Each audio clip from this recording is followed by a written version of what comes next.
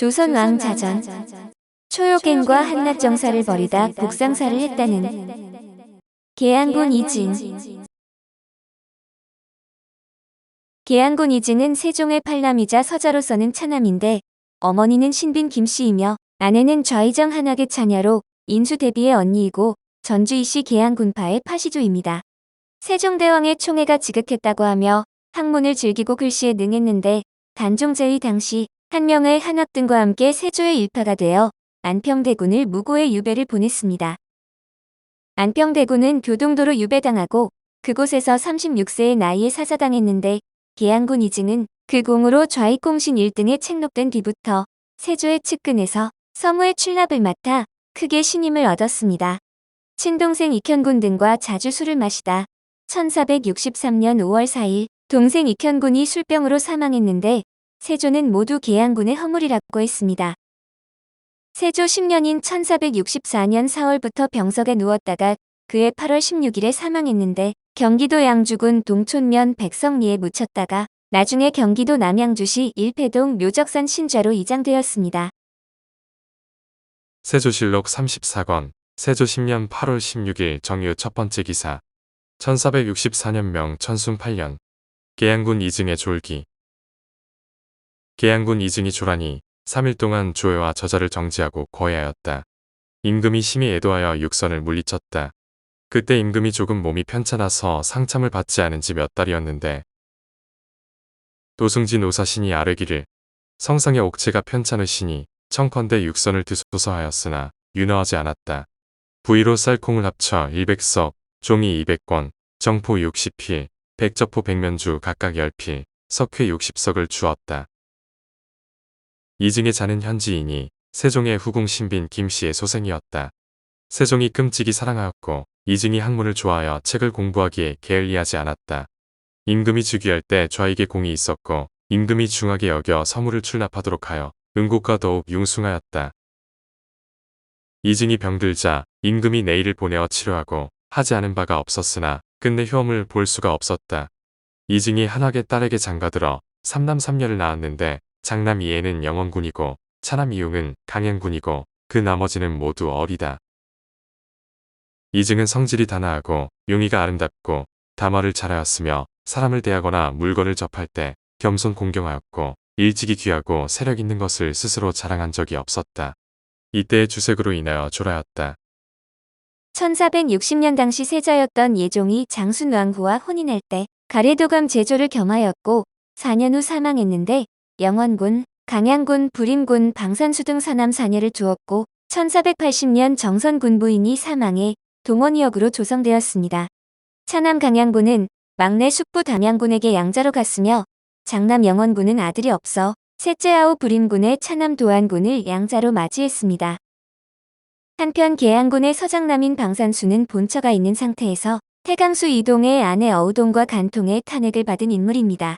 계양군의 손녀인 불임군 이식의 딸이 신상과 혼인하였고 그의 손녀가 능성 구씨 구삼행과 혼인해 낳은 딸이 인조의 모친인 인원왕후 구씨입니다.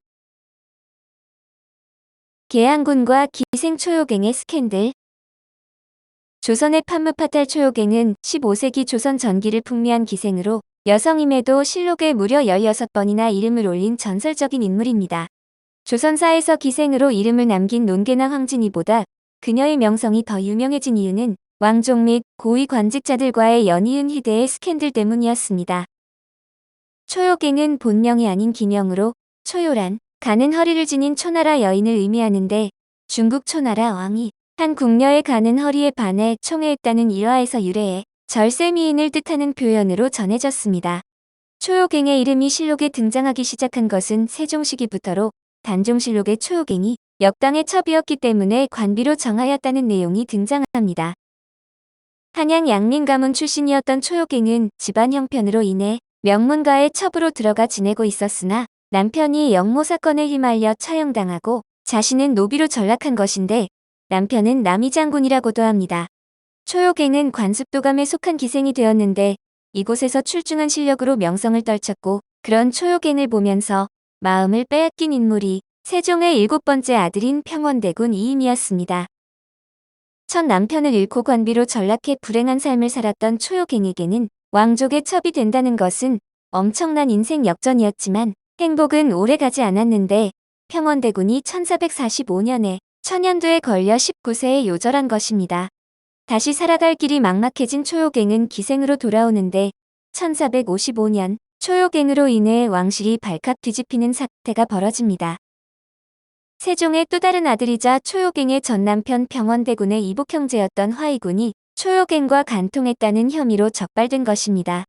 사자인 화이군은 어릴 때부터 여색을 밝혀 왕실의 문제아로 낙인 찍힌 인물이었는데 화이군은 금성대군과 함께 왕실에서 단종을 지지하던 근황파였습니다. 수양대군은 정적인 금성대군과 화이군을 누명을 씌워 역모로 몰아가는 과정에서 초요갱과의 간통도 뒤늦게 터뜨린 것으로 화이군은 유배를 가고 초요갱은 간통의 죄를 물어 장 80대를 맞게 됐습니다. 초요갱은 수속법에 따라 재화를 내는 것으로 장형을 면제받았는데 대신들은 초요갱을 요물이라고 하면서 처벌을 요구했지만 아직 왕위에 있던 단종은 초요갱에 대한 처벌을 거부했습니다. 초요갱은 세종식이 제작된 궁중악무의 당시 유일한 전수자였기에 처벌할 수 없었던 것으로 예술적 재능이 자신의 목숨을 살린 셈이 된 것입니다. 그런데 초요갱은 얼마 후 또 다른 스캔들에 휘말리는데 계유정난 공신이자 왕실 장례 업무를 맡아보던 신자영이라는 관리가 초요갱을 첩으로 맞아들였습니다. 초요갱은 신자영의 총애 속에 집안의 경제권을 맡아 첩이었음에도 정실부인과 같은 위세를 누렸는데 어느 날 신자영은 자신을 무시했다는 초요갱의 험담만 듣고 여종을 때려 죽이는 살인을 저지릅니다. 공신 세력을 비호했던 세조는 사건을 전해 듣고 신자영은 사탈관직하고 초요갱은 한양 밖으로 유배를 보내는 가벼운 처벌만을 내렸고 그나마도 얼마 지나지 않아 초요갱을 다시 한양으로 불러들였습니다. 당시 초요갱을 짝사랑하던 안개담이라는 인물이 초요갱을 가늠하기 위해 야밤에 그녀의 거처에 몰래 침입했으나 방 안에 있던 사람은 신자영의 정실부인이었다는 웃지 못할 해프닝도 벌어졌습니다.